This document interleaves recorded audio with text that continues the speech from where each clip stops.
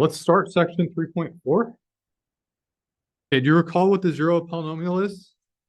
Yes, it's the x values for which your polynomial is equal to 0. So this factors in x minus 5 squared. And so we say x equals 5 is a 0. Is a 0? Is the 0? Is the only 0? What's the multiplicity? Factor is 2. Yeah, multiplicity 2. Find the zeros in the multiplicities. Can anyone list the zeros for me? -3 is correct. What else? +3 is correct. -2/3, yes. -3/2, yeah. And 0. Okay.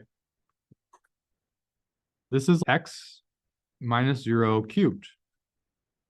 This is 2x plus 3. And a difference of squares I could factor further into x plus 3, x minus 3, x minus 0 cubed, 2x plus 3. And I can put this exponent on each factor, x plus 3 squared, x minus 3 squared. So that's correct. X equals 0, x equals -3/2, x equals -3, x equals 3. What's the multiplicity of the first one? What's the multiplicity of x equals 0? 3, because the exponent. What's the multiplicity of x equals -3/2? Yes, 1 is correct. Multiplicity of x equals -3?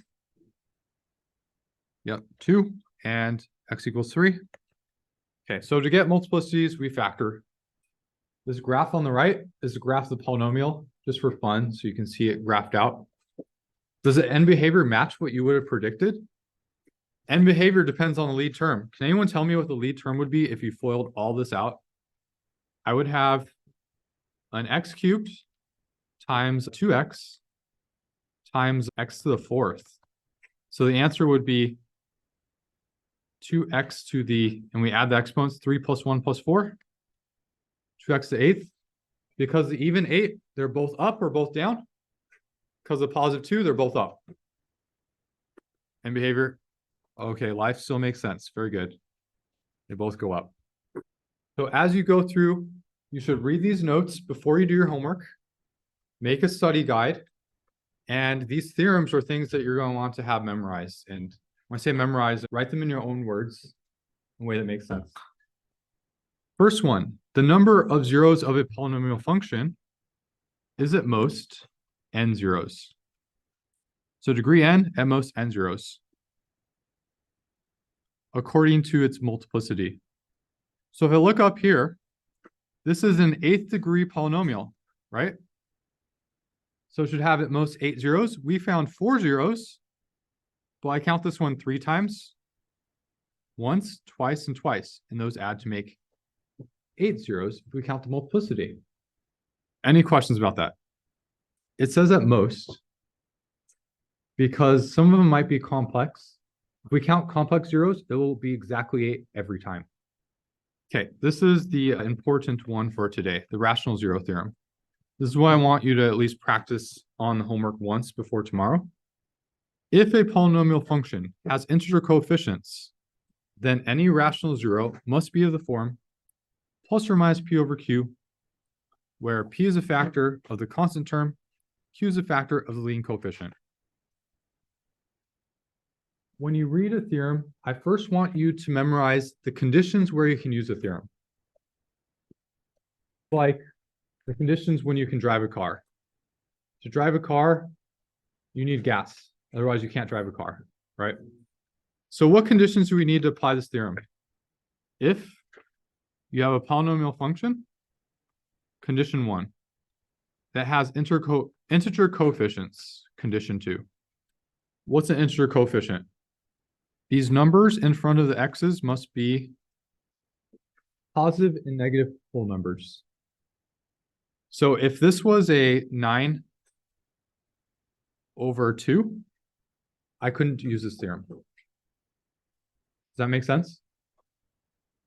It must be whole numbers or negative whole numbers. If this was an 18i, I could not use this theorem. Okay. So it tells me that I just need to look at the factors of the first number and the last number, and I can find all possible rational zeros. Okay, are the p-values the factors of 18 or the factors of 4? P is a factor of the constant term. These are my p-values, factors of 18. Can anyone list the factors of 18? 118, 2, 9, 6. I'm missing some. -3, -6, -2, -9, -1, -18. Plus or minus 18, plus or minus 9, plus or minus 6, plus or minus 3, plus or minus 2, plus or minus 1. What are my possible q values? The factors of the leading term. What are the factors of 4? Yes. 1 and 4, 2 and 2, -2, -1, -4. Plus or minus 4, plus or minus 2, plus or minus 1. Because these are all plus and minus, I'll just ignore the negatives for now. Just pretend they're all positive. At the end, I'll add the plus or minus for the division. Now I need to do every possible p over every possible q. Yeah, that's a lot, right? Let's first do all of them over 1. That's easy. What's 18 over 1? Yeah, that's 18. But then let's do 9 over 1. 9. 6 over 1. 3 over 1. Why am I spacing these out so much? 2 over 1. 1 over 1. There's going to be numbers in between, so that's why I'm spacing them out. Okay, what's next? What's 18 over 2? 18 over 2 is just 9, so I'm not going to write it again. What is 9 over 2? Yeah, 9 over 2 would be between which two numbers? I think it's here. It's 4.5 between 3 and 6. Okay, then what's 6 over 2? 6 over 2 is 3. I'm not going to write it again. What's 3 over 2? 3 over 2 is 1.5. Oh, wrong spot. Sorry. 1.5 is between 1 and 2. What's 2 over 2? 1. I'm not going to write it again. And then lastly, 1 over 2. Okay. Next, what do we do? 18 over 4? 18 over 4 reduces to 9 halves. I'm not going to write it again. Then what is 9 over 4? Well, that's 9 over 4. So that's 2 1/4. 9 over 4 is here. Okay, what about 6 over 4? It's 3 halves. 4. 2 over 4 is just 1/2. And then lastly, we have 1 over 4. Any questions so far? You can do every p over every q. Will this be on test? Yes, definitely. So these are the possible rational zeros. 18, 9, 6, 9 halves, 3, 9 fourths, 2, 3 halves, 1, 3 fourths, 1 1/4, 1/2, 1/4. And I'm missing what? The negatives. Oh. So there's twice as many. So if I want to find a zero, I do synthetic division and try all of them. Is there a better way? No, there's no better way. You got to brute force it. There are patterns you can notice. Pay attention when you do it. There are shortcuts.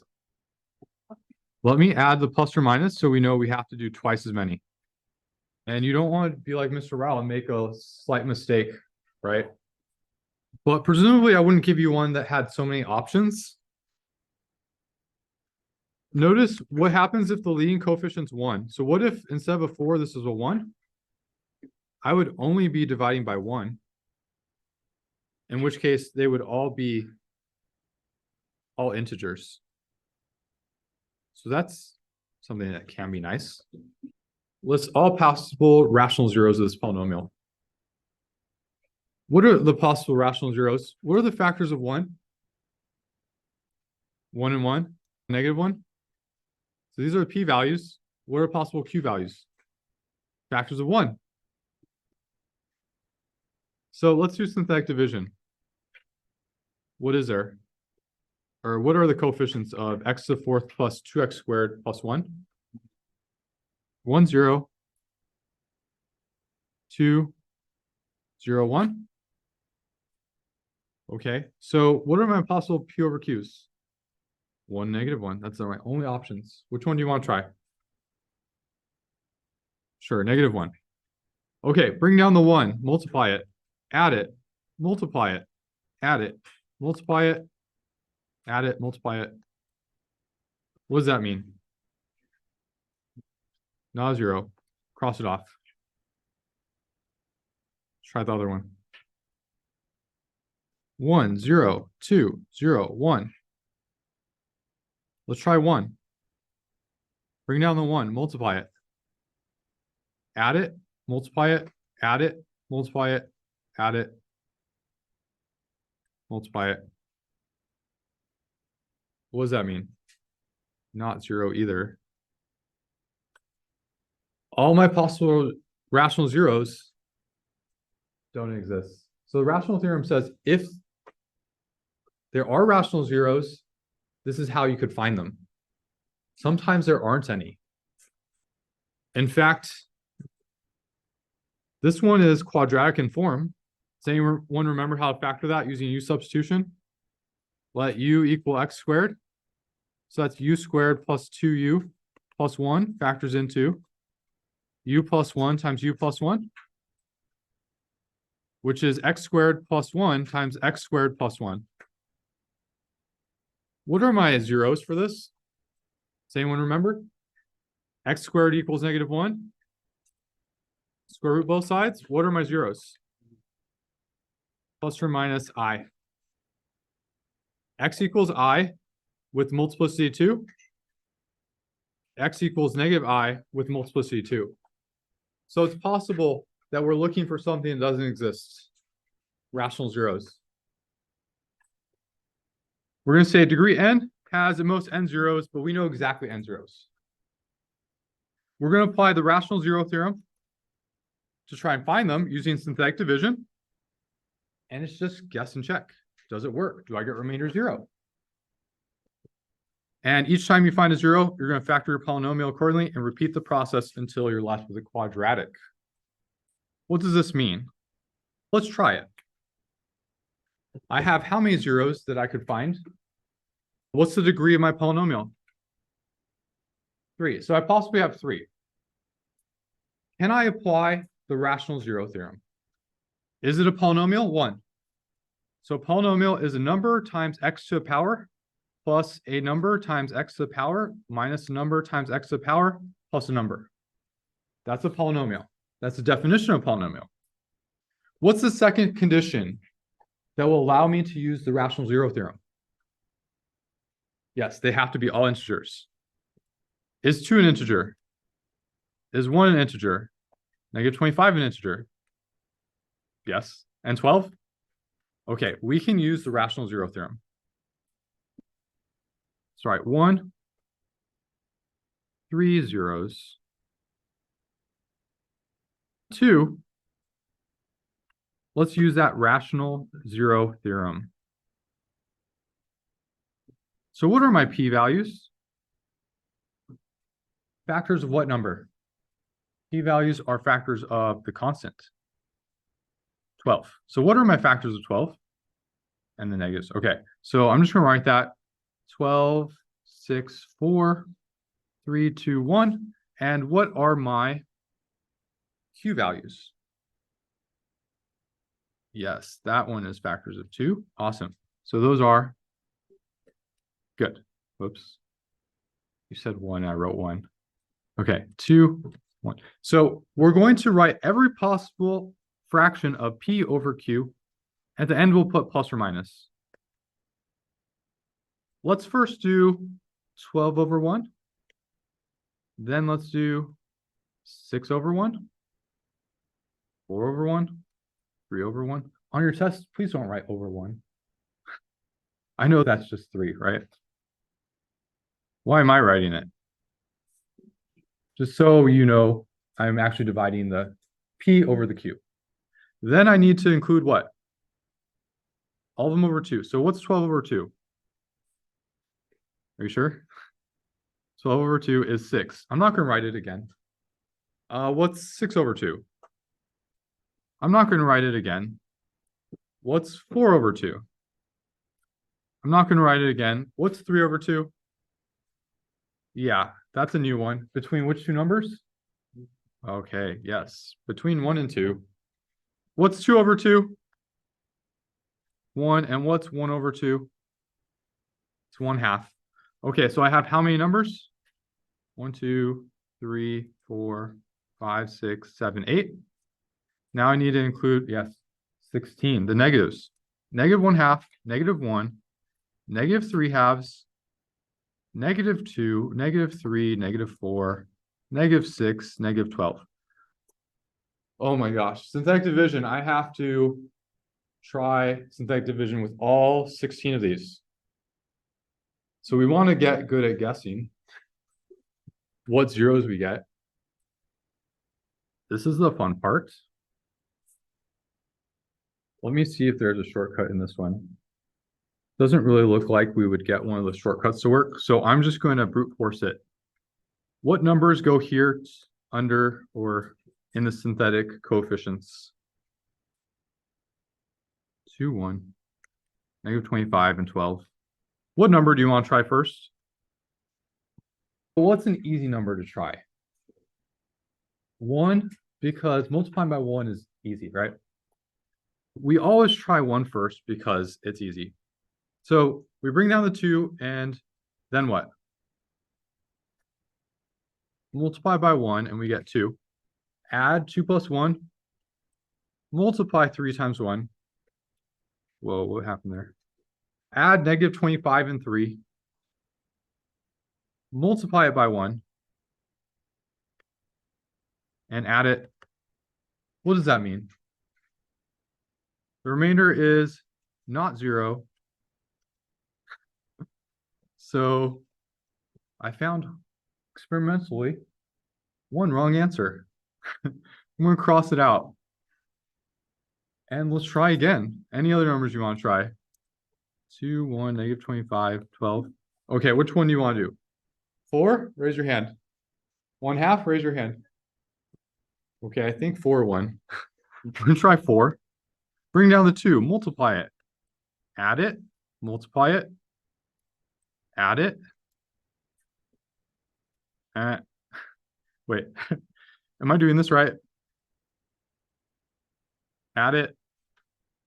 You know what? This is a really interesting thing, though. There's something called the upper bound theorem, and it helps us cancel out other values. It turns out if your C value is positive and the leading coefficient is positive, and your results are all positive, that tells me that 4 is an upper bound. So I can cross out 4 and everything above 4. Awesome, huh? Yeah. That's if they're both positive. If the 4 is positive and this is negative, these are all negative. It's an upper bound. What's that? When you say it's negative, talking about the leading coefficient too. But the C value still has to be positive. Positive numbers can only be, positive C values can only be an upper bound. If the leading coefficient is positive, not positive, we get all positives, it's an upper bound. If it's positive, but they're not all positives, I can't tell you, right? It's not an upper bound, so I just need to cross out that one value. Negative C values could be a lower bound. So if this is a negative C value, and these are alternating, positive, negative, positive, then it's a lower bound. It doesn't matter because it'll either be positive, negative, positive, or negative, positive, negative, positive. So it doesn't matter. I'm not testing you on the upper and lower bound theorem. Okay, but it can make your life a lot easier. FYI. Okay, 4 didn't work. Do we have another thing to try? It's not greater than 4. It could be any of the values that I have not crossed out. Yeah, I don't know. What do you want to try next? 1/2? Okay. I usually leave the fractions till the end, but I just do what I'm told. Bring down the 2. What's 2 times 1/2? 1. 1 plus 1 is 2. What's 2 times 1/2? 1 again. Plus negative 25 is negative 24 times 1/2. Negative. Oh. Okay. So we got a 0. That means we found a 0. Great. X is equal to 1/2. And when I have 3 numbers remaining, I have a quadratic. I can write down this quadratic as what? Plus 2x minus 24. Can we factor that? I could factor out a 2 and have an x squared plus x minus 12. Can I factor that? Factors of negative 12 add to make 1 plus 4. So that means I could have tried. I tried 1/2 and it worked. I could have tried 3 and it would have worked. I could have tried negative 4 and it would have worked. So 3 out of 16. That's not too bad, right? Okay, so what's my answer?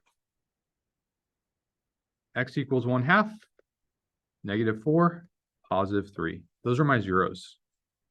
What? Go ahead. It's 3 zeros, so we have 3 zeros. Yeah, we found them. We found our 3 zeros. We're done. The problem could have asked me to factor the polynomial. Any ideas how I would have factored it? We have it factored, right? X minus 1/2, X plus 4, X minus 3. And you should include that too, that we factored out. The key thing is the lead term here should match that lead term there if you're factoring it. Any questions? Yes. Yes. Okay. So if you want to make life difficult, 2x minus 1. I'm just kidding. It's not too bad. So in this case, the number out in front doesn't match. But I should say if you multiplied all the lead terms, it would match, right? A 2x to the third. Yes. This is also okay. In math, oftentimes we have equivalent forms that are acceptable. Yes? If it's a cubic, right? If it's a cubic.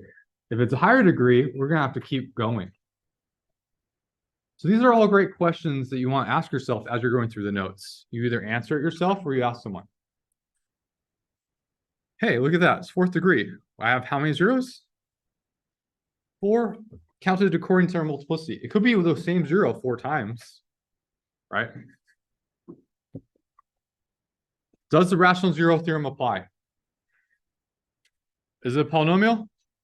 Yes. And are they all integer coefficients? Yes. Okay. So, rational zero theorem. What are my possible p-values? 1 times 16, 2 and 8, 4 and 4. If I were taking a test, I would hope that Professor Rao gives me a prime number. Right? Why would a prime number be nice? Yeah, exactly. Only 1 in itself. A lot less options. And I really like this number to be a 1. Dividing by 1 is great, right? Okay. 16, 8, 4, 2, 1. What are my possible q values? 1 and 3. Okay, prime number, not too bad.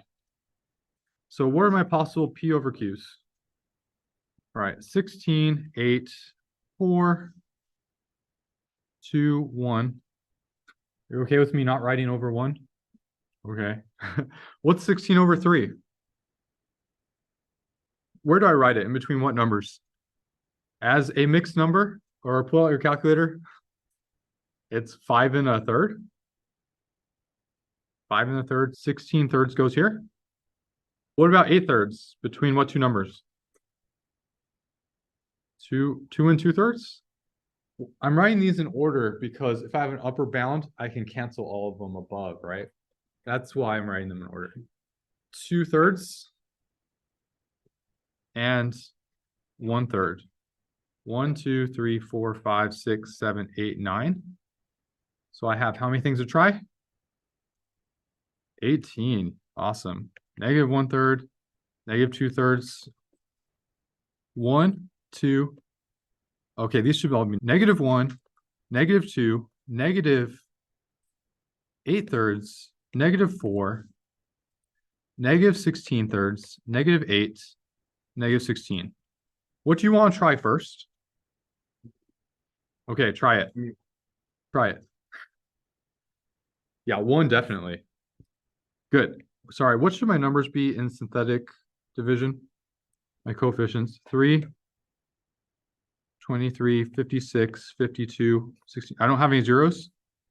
If I'm missing a degree term, so I have 4, 3, 2, 1. Yeah, I'm not missing any, right? I'm not missing any powers. Okay, so we said try 1 first. Okay, yeah, that's an easy one. Bring down the 3 times 1. Add 23 and 3. Multiply it times 1. Oh my gosh. Can we see what's going to happen here? It's going to get bigger and bigger, right? Positive numbers added and multiplied together. Let's continue, though, just for fun. 82, I don't know, 134. Am I doing this right? 150. Okay, so if my C value is positive and my leading coefficient is positive, and these are all positive, this is 1 is the upper bound, so we cross out 1, 2, 8 thirds, 4, 16 thirds, 8, 16. Holy cow. That's awesome. What do you want to try next? Do I have it? Which one is this? Okay, I'm going to try negative 8 because I want you to see a lower bound. This bound theorem really makes things nice and easy. Or narrows down our search, right? So if I get negative 8 and I bring down the 3, 3 times negative 8 is negative 24. Plus 23 is negative 1 times negative 8 is 8. Plus 56 is 64. 64 times negative 8, pull out your calculators. Negative 512 plus 52. Negative 460 times negative 8. 3680 plus 16. 3696. It turns out if this 8 is less than 0, meaning the C value, and I don't care about this, plus or minus, I don't care. The lead term. And these are alternating, plus minus. That means that negative 8 is a lower bound. So I can cross out what? Negative 8, negative 16. Yes, even if it's not 0. Okay. I was going to say something. What was I going to say? If I was Ralph, what did I say right now? Yeah, any questions? They'll probably come to me later. Okay, what number do you want to try? I heard negative 2/3. Those don't work. Another one. We only have so much time, so I'm going to pick one that I know works. Let's bring down the 3. Multiply it. 3 doesn't work. Wait, what numbers did you say? Negative 2? Okay. Negative 2. Bring down the... Yeah, it's going to have to be a negative 1, right? I guess a fraction could work. Negative 2 times 3. Negative 6 added with 23. 17 times negative 2. Negative 34 plus 56. Is that 22? 22 times negative 2. Negative 44 plus 52. Did you see something? What? What happened? 8 times negative 2. All right. Add to make 0. So we know that this is a 0, right? X equals -2 is one of our zeros. And I have what remaining? What degree polynomial? It's one less degree. So if I started with the fourth degree, I found one, it's a third degree. 3x cubed. Okay, but guess what? I can just do this again and just ignore the space. Okay, so I can try. Oh, but I have a different P and Q, right? My Q is the same. My P is different. So now I don't have a 16 anymore, right? So I could cross out. I guess that's just an 8. Oh, -16/3. I don't have that one anymore. Because if I do P over Q again, I can cross that out. Okay, so wait, I got -2. Can I cross out the -2? It could happen again. So you can't cross it out when you found it. Okay. What do you want to try next? We only have so much time. I'm going to try -1. Bring down the 3, multiply by -1. -3 plus 17. 14 times -1. -14 plus 22. 8 times -1. And we get 0. When I have 3 numbers left, so now what we found, because I got 0, is x equals -1 is another 0. And this corresponds to what polynomial? 3x squared plus 14x plus 8. Do your AC method or guess and check, or quadratic formula. This factors into 3x, x, factors of 8. I don't know, 4 and 4, or 2 and 8, plus 2, plus, wait, 2 and 4? Yeah, that one worked. Okay. So I get x is equal to -2/3 and x is equal to -4. Any questions about that?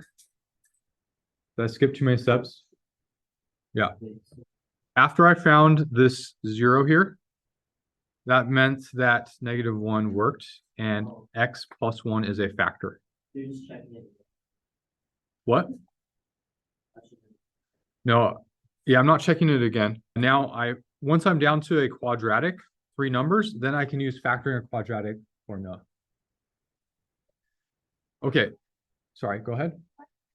Because this corresponds to 3x cubed plus 17x squared plus 22x plus 8.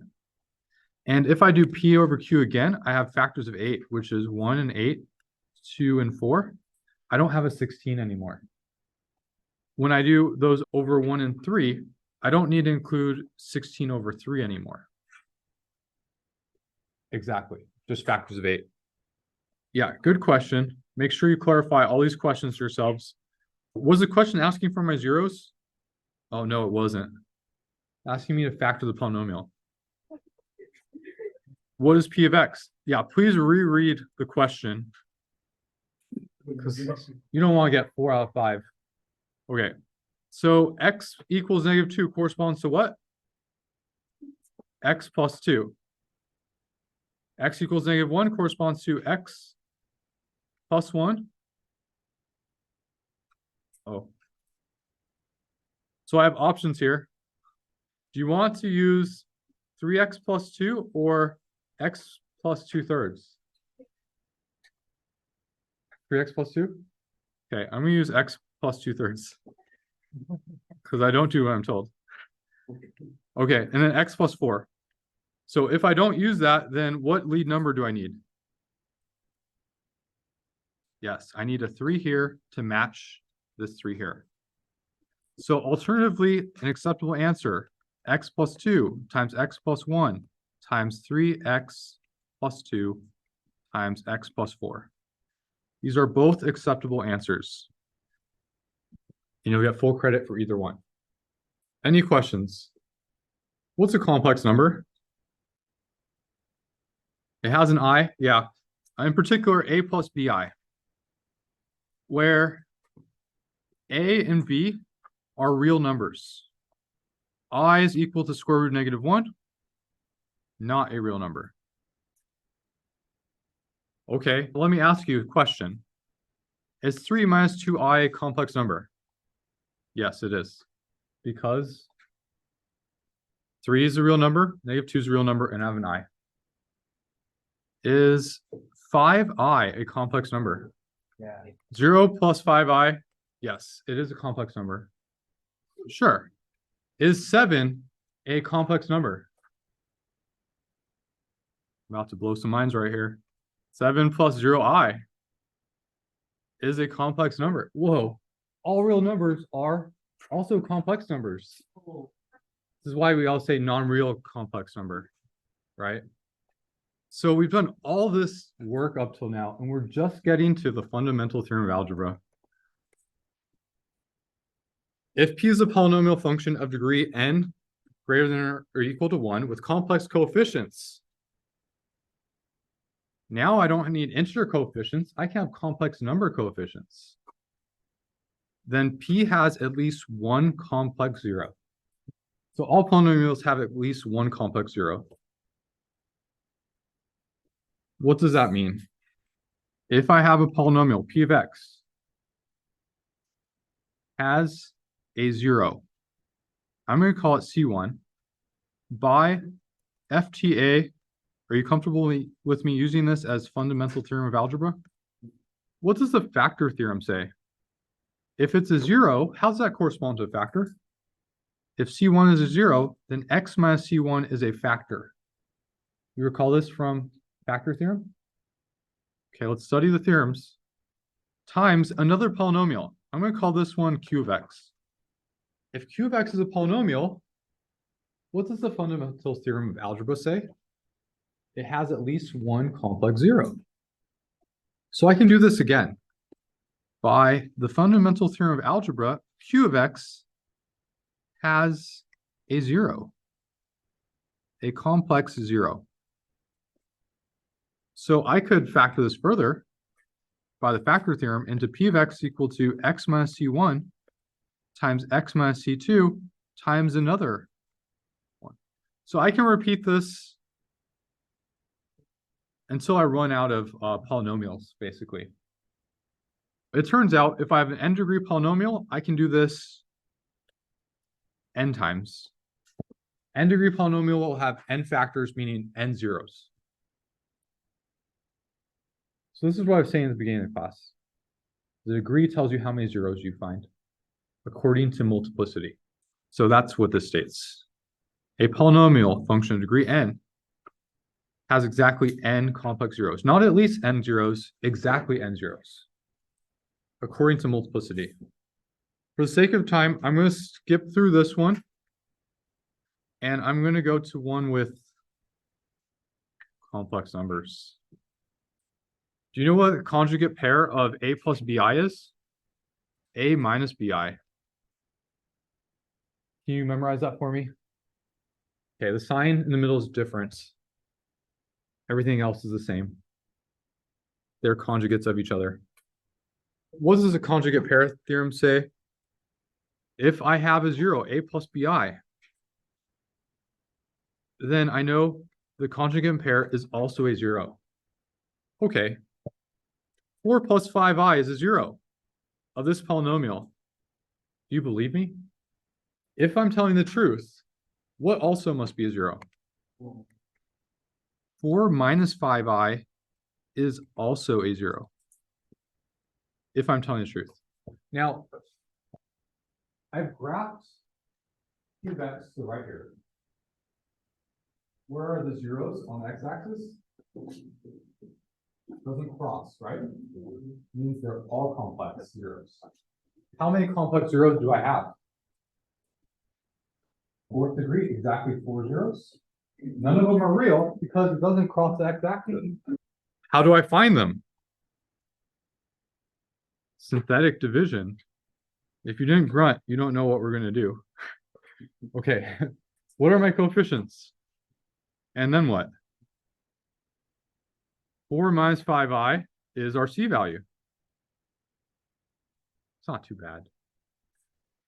Okay, I left a lot of space because these are complex numbers, and I'm going to add them with complex numbers. Okay, I'll do the first step. You do the second step. I'm gonna bring down the 1. Okay, and then I multiply it. What's 1 times 4 minus 5i? Okay, life's not too bad yet. Then what? Add. Okay, -8 plus 4 is -4. 0 plus -5 is -5. Okay, now you go. Your turn. Okay, what do we need to do next to come up with this next number? Multiply what? 4 minus 5i and -4 minus 5i. What am I doing here? Can you do that in your head? -16 plus 25. Why am I doing 4 minus 5i first? That means I can't use my notes as a reference. Oh, what's -16 plus 25? Is it 9? How did I get that so quickly? These are actually conjugates of each other because the 4s are opposite signs. When you multiply conjugates, you get the first one squared and the second one squared. Let me write it as -5i plus 4, -5i minus 4. These are conjugates, right? So I get -5i squared minus 4 squared. So I got the -16, and should that be a -25? Okay. This is why we check work. Are we okay with that? Okay, I'm just going to FOIL it just in case. Just so you see what's happening. What's 4 times -4? -16. What's 4 times -5i? -20i. -5i times -4? Okay, so that's why the conjugates cancel the middle term, right? And -5 times -5, 25i squared. So yeah, I did mess up. Typical. What's -25 plus -16? Is it -41? Please tell me I'm finally right. Is that right? Okay. So we add those two together and we get what? 5. What's 5 times 4 minus 5i? 20, close. Minus 25i, yes. And we add them together. -20 minus 25i. I know I'm gonna get 0. Assuming I did that, I should get -205 and 0, right? Shall we check? Yeah, let's check. Okay, so I'm gonna multiply this number by this number. 4 minus 5i times -20 minus 25i. Oh man, what's 4 times -20? -80. What's 4 times -25? -100i. What's -5 times -20? Plus 100i. So those cancel. And -5 times -25. Positive 125i squared. -80 minus 125 is -205. Oh, thank goodness. Okay, so I stop when I have a quadratic, but I have a constant, x squared, x cubed. So I need to do this again with what number? The conjugate to 4 minus 5i is 4 plus 5i. We bring down the 1 times 4 plus 5i. And we add it and get what? Yes, 0. What's 0 times 4 plus 5i? That's right. What's 0 plus 5? And what's 5 times 4 plus 5i? Okay, so if you don't get 0, either Raul made another typo or you made a mistake. Okay, so I found 2 zeros. And then once I have 3 numbers, it means I have a quadratic. What's my quadratic here? X squared plus 0x plus 5. How do you find the zeros? X squared is equal to -5. X is equal to what? Plus or minus square root of 5i. I'm going to write the I in front of the square root because a lot of people write this and it looks like the i's under the square root, but it should not be. So we tend to write i's in front of the square roots. Okay, what are my zeros? X equals 4 plus or minus 5i plus or minus I root 5 are all 4 zeros. What are the factors of my polynomial? X minus 4 plus 5i, x minus 4 minus 5i, x minus I root 5, x plus I root 5. Does my leading coefficient match? Yes, it's a 1. This should match this leading coefficient of 1. So can I solve the equation once equals 0? And my answers will be x equals 4 plus or minus 5i plus or minus I root 5 if we solve this equation. This polynomial has what degree? So it has how many zeros? 5. They could be complex. They could be repeated. So that's counting the multiplicity when you say 5. So one of the zeros is 3 minus 5i. What's another one? Yes, 3 plus 5i would be another one. And so how could I find all the zeros? Synthetic division with both those, right? Okay, a polynomial with NC values, we can always factor a polynomial into this form, where we have leading coefficient times x minus 1, 0, x minus another, and multiply them all out. So example 10a, find a polynomial function that has degree 3, that has real coefficients and zeros, 4 and 1 plus 2i. All right, I have degree 3. So my polynomial should have a leading number coefficient times x minus, what's my first 0? X minus 4 to, and I don't really know the power, right? So I need to fill this in later. Then I have another factor, which would be x minus what? 1 plus 2i is another 0 from over here. And I have, I don't know, now what? I guess I need to figure out the exponent here. Do I know any other zeros, or do I need to plug in those exponents? The conjugate, very good. So x minus 1 minus 2i. Okay, so now I need to fill in the exponents. What should the exponents be? Yeah, why are they all 1? Yeah, degree 3. So degree 3 means I'd have an x times an x. What information would I need to find a? Any point on the line, on the function, right? Do I have that? No. It says a polynomial, so pick your favorite number. Yeah, pick one. And then we just need to multiply it out. Do we want to practice multiplying this out? Okay, fine. I don't like it, but I guess if you have to do it, I should do it too. What am I doing? Yeah, I just distribute the negative sign. Oh, wow. Do you want the shortcut or do you want the long way? Both? Oh, man. For complex numbers, yes. Okay, I'm going to group this into this form. This pair is the same. This pair is the same. So these are conjugates. One's minus, one's plus. So maybe you could think of it in the form of what's a minus b times a plus b? Yeah, some things cancel, right? The ab cancels. So we get a squared minus b squared. Right? So I should have, what's my a value? X minus 1. What's my b value? 2i. Are you comfortable with that shortcut? If you're not, you can certainly multiply it out.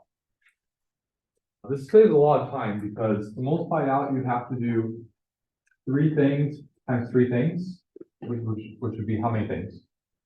3 times 3, 9 things, yeah. So x times all 3 of those, and 1 times all 3 of those, and negative 2i times all 3 of those. Your question is what squared? It's 2i. Yeah, thank you. This is squared. Okay, so At this point, we just need to simplify. Okay, what's x minus 1 times x minus 1? Can we do that in our heads? Yay, nay? Okay, I'm not hearing anything, so I'm gonna FOIL it. X times x squared. Okay, x times -1 times x and -1 times -1. What's 2i squared? Very good. So 2 times 2 is 4. I squared is -1. So we get 4 times -1 is -4. X minus 4. So we simplify this to get x minus 4 times x squared minus 2x. 1 plus 4 is 5. Now let's multiply all this out. I'm going to systematically multiply x times all three of these. So x times x squared, x times -2x, and x times 5. Then I'm going to multiply -4 times all three of these. -4 times x squared, -4 times -2x, and -4 times 5. And so why did I write it like this? So I can add the like terms together. I'll just add vertically. X cubed minus 6x squared plus 13x minus 20. This is an example of one of many polynomials with the zeros given of degree 3. So I could have multiplied this by any number. We chose 1, could multiply it by pi if I really like pi. Any questions about this? Okay, part B has a typo. This should be equal sign, not a minus sign. Equal sign. Okay, part B, find a polynomial g of x of lowest degree with the zeros. -2, multiplicity 1, 4, multiplicity 3, satisfying the condition g of 0 is equal to. G of x is my polynomial. It has an unknown leading coefficient. And I have x. What's my factor corresponding to a 0 of -2? X plus 2. And the multiplicity 1 means my exponent is 1. Then I multiply it by what factor? Very good. X minus 4 is correct. To what power? Multiplicity 3. So power 3. Of lowest degree, that means don't make the degrees higher. Don't multiply by anything else. I'm not going to multiply these out. How do we find a? Plug in x equals 0. So plug in 0 for x and set it equal to 256. So that's the y value. 256 is equal to a times 2 to the power of 1, -4 to the power of 3. -64 times 2, -128. A is equal to 256. So a is equal to -2. I found my polynomial. -2 times x plus 2 times x minus 4 cubed. Maybe you need to multiply it all out in the homework. This is optional, so I'm going to skip it. But here's the upper lower bound theorem for you. And an example, Descartes' rule of signs, I'm not going to test you on. It could narrow your search, maybe sometimes. So I usually don't use it when I solve these problems.